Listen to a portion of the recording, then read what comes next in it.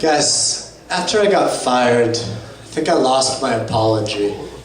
And I know you're supposed to keep it right at the tip of your tongue, but she grew much too big for that and was picking up bad language. And she needed mud on her toes and sun in her hair. She needed the world. So I got some dummy string mittens, and we each wore one so we could run through the city holding hands by proxy. And then she'd loop her line through trees and tunnels and escalators, wrapping the city up to drag me to strangers. She was no lazy apology, no false modesty when there was hope for some change, but in family court and foster homes, all she wanted was the game. Didn't learn a single rule. Like she just wanted playmates. Like hunger made her hungry and more. Like she was my alarm clock, my campfire, my better reflection, my ticket home, and she was busy.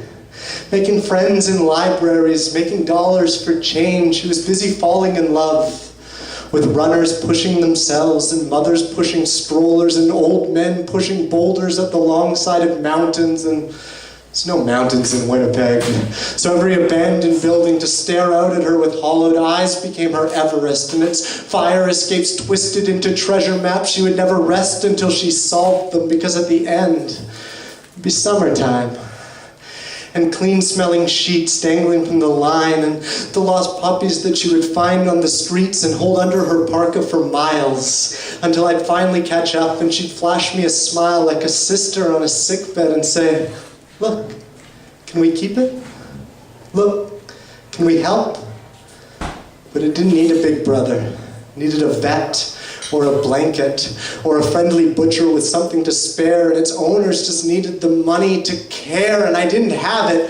Just this apology I let loose on the city and lost. So now I'm desperate for purpose, like a lighthouse in the desert, like a chess piece off the board, like an appendix, like a clipped bird, like a forest fire. Like every word I write means waste, so I write time and talent and energy till I run out of them all, and I know I could have done better, Winnipeg. I know that I broke promises, Winnipeg. I know I should say I'm sorry, Winnipeg, but you don't need my apology, so could you please give her back?